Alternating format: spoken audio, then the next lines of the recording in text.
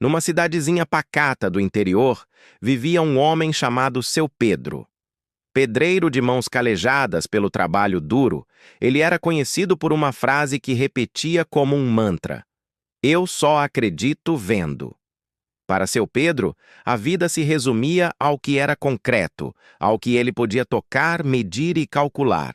Qualquer coisa que escapasse dessa lógica, para ele, era simplesmente conversa fiada, pura perda de tempo.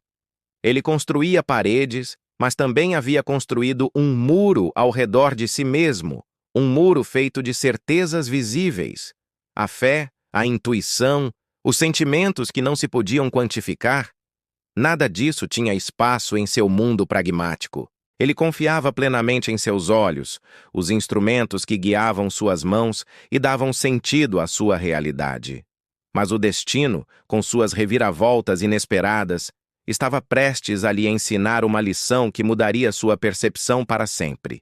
Até que um dia, numa obra como tantas outras, o inesperado aconteceu. O som metálico de um pedaço de ferro caindo ecoou pelo canteiro, seguido por um silêncio pesado. Naquele instante, o mundo de Seu Pedro, tão claro e definido, mergulhou numa profunda escuridão. O acidente roubou-lhe quase toda a visão. Aquele homem que se orgulhava de só acreditar vendo, foi subitamente forçado a viver num mundo que ele não podia mais ver. O pilar que sustentava todas as suas crenças havia desmoronado. Como ele poderia continuar a viver, a trabalhar, a acreditar em qualquer coisa, se a sua principal ferramenta de validação lhe fora tirada?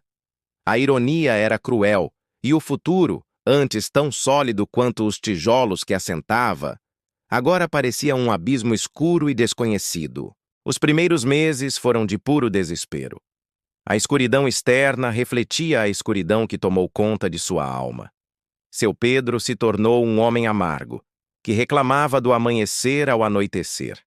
Ele xingava o destino, a sorte, e repetia para quem quisesse ouvir que sua vida tinha acabado. Sentado numa cadeira, ele sentia o mundo girar lá fora sem ele, um espectador invisível de uma peça da qual não podia mais participar. Mas ao seu lado, incansável, estava Dona Lúcia, sua esposa. Ela era a sua luz naquela imensa escuridão.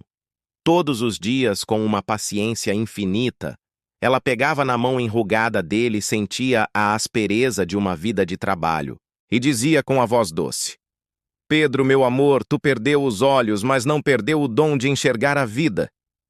Ele, cético como sempre, soltava uma risada amarga e respondia: "Mulher, que conversa é essa? Me diga, como é que alguém consegue enxergar sem ver?" Com o passar do tempo, e com a persistência amorosa de Dona Lúcia, algo começou a mudar dentro de Seu Pedro. Forçado a ficar quieto, ele começou a usar outros sentidos que antes ignorava. Ele começou a ouvir o mundo de uma forma completamente nova. O assobio do vento nas folhas das árvores não era mais apenas um som, era uma melodia. O canto dos passarinhos pela manhã se transformou numa orquestra particular. O riso dos seus netos correndo pelo quintal era a música mais doce que ele já tinha escutado. Ele percebeu que enxergar não era um ato exclusivo dos olhos, mas uma experiência que envolvia o coração e a alma. Em vez de se lamentar, ele começou a ajudar outras pessoas na comunidade que também enfrentavam dificuldades. Com sua nova sabedoria, ele as ensinava a aceitar os desafios da vida e, com uma calma que antes não possuía, dizia: "Sabe, quando a gente perde uma coisa importante, Deus abre um espaço dentro da gente para vermos tudo aquilo que, com a pressa do dia a dia, nunca notamos." A transformação de Seu Pedro se tornou sua nova identidade. Um dia, sentado no banco da praça, sentindo o calor do sol no rosto, uma criança se aproximou, curiosa, e perguntou: "Seu Pedro, o senhor não sente falta de ver as cores do mundo?"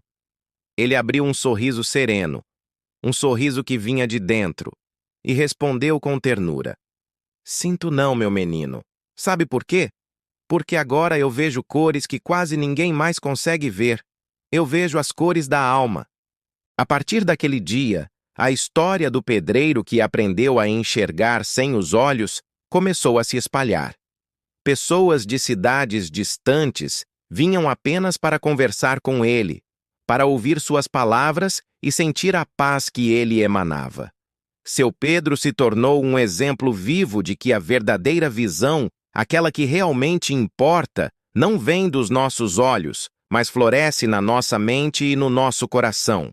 Ele nos ensinou que quando mudamos a forma como pensamos, mudamos a forma como vemos o mundo.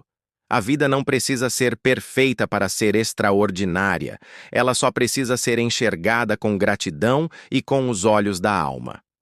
Obrigado por assistir e nos acompanhar nesta jornada. Se essa história tocou seu coração, não se esqueça de deixar seu like, se inscrever no canal e compartilhar com alguém que precisa dessa mensagem. Até a próxima!